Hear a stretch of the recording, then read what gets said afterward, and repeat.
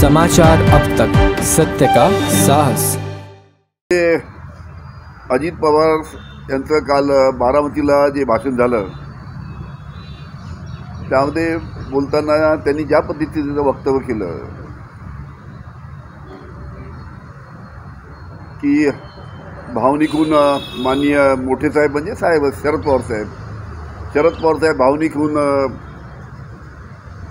तुम्हाला आवाहन करतील आणि सर्वात धक्कादायक म्हणजे शेवटची निवडणूक कधी होणार साहेबांची शेवटची निवडणूक कधी होणार अशा पद्धतीचं सुद्धा वक्तव्य केलं। अतिशय दुर्दैवी आहे की अशा पद्धतीचं वक्तव्य म्हणजे साहेबांची शेवटची निवडणूक केव्हा होणार याचा अर्थ तुम्हाला लक्षात आला असेल काय तर अतिशय धक्कादायक असं विधान आहे। काल जितेंद्र आव्हाडांनी जे स्टेटमेंट दिलं त्याच्याशी मी 100% सहमत आहे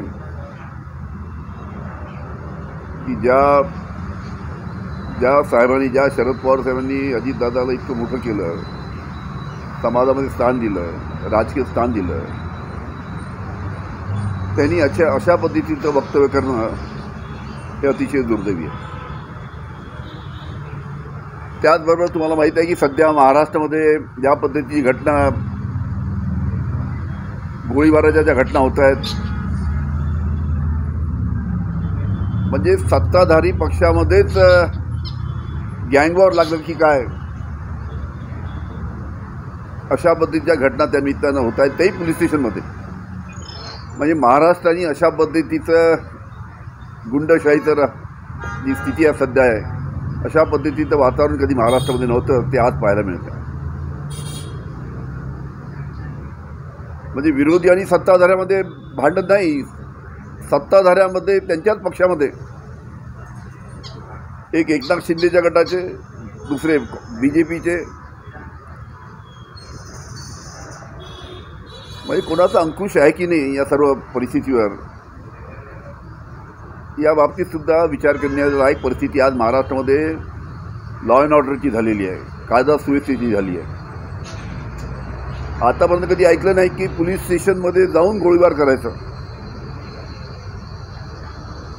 कारण की कोणाचा दबाव नाही, सगळ्यांना सूट आहे की तुम्हाला जे वाटेल ते करा, आम्ही सांभाळून घेऊ। अशा पद्धतीचं वातावरण महाराष्ट्राला पोषक नाही। या बाबतीत सत्ताधारी पक्षांनी गांभीर्याने विचार करायला पाहिजे। त्याचबरोबर मराठा समाजाला आरक्षण देण्याबाबत कोणाचाही विरोध नव्हता किंवा आहे, कोणाचाही विरोध नाही, पण हे होत असताना आमची सातत्याने मागणी होती की OBC समाजावर अन्याय होणार नाही। OBC समाजाचे बांधव आहे, आमचे कुणबी आहेत, तेली बांधव आहेत, माळी बांधव आहेत, अनेक समाजाचे बांधव आहेत, त्यांच्या आरक्षणावर गदा येऊ नये अशा पद्धतीची भावना OBC समाजामध्ये, आमच्या कुणबी बांधवामध्ये, आमच्या तेली समाजाच्या बांधवामध्ये, आमच्या माळी समाजाच्या बांधवामध्ये किंवा बाकी इतर जाती आहेत त्या सर्व जातीमध्ये आहे। पण ज्या पद्धतीचा निर्णय घेण्याच्या परिस्थितीमध्ये राज्य शासन आहे त्याच्यामुळे एक प्रकारची भीती OBC समाजामध्ये आहे की या निर्णयामुळे आमचं आरक्षण कमी होणार अशा पद्धतीची भीती समाजामध्ये आहे। त्या बाबतीत सुद्धा राज्य शासनाने योग्य विचार करायला पाहिजे। असं आहे, ठीक आहे, तुम्हाला राजकारण करायचं पण या स्तरावर जाऊन शरद पवार साहेबांच्या विरुद्ध या स्तरावर जाऊन वक्तव्य करणं सगळ्यात धक्कादायक वाक्य त्यांचं म्हणजे की शरद पवार साहेबांची शेवटची निवडणूक केव्हा होणार याचा अर्थ काय?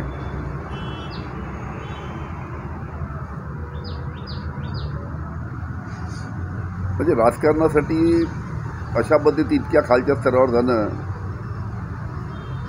अतिशय चुकीचं आहे। महाराष्ट्रातील जनतेला अशा पद्धतीचं वक्तव्य बिलकुल आवडणार नाही। अशा पद्धतीचं हे वक्तव्य या ठिकाणी अजितदादांनी शरद पवार साहेबांच्या विरुद्ध केलेलं आहे। त्यांना कसं आहे, शरद पवार साहेब अजितदादांच्या वडिलांसारखे वडील आहेत। पवार साहेबांनी शरद पवार साहेबांनी अजितदादांना राजकारणामध्ये आणलं, इतके महत्त्वाचे पद दिले, राजकारणामध्ये आणि समाजकारणामध्ये त्यांचं स्थान त्यांचं निर्माण करून दिलं आणि असं असताना अशा पद्धतीनं वक्तव्य करणं अतिशय चुकीचं आहे. ठीक आहे.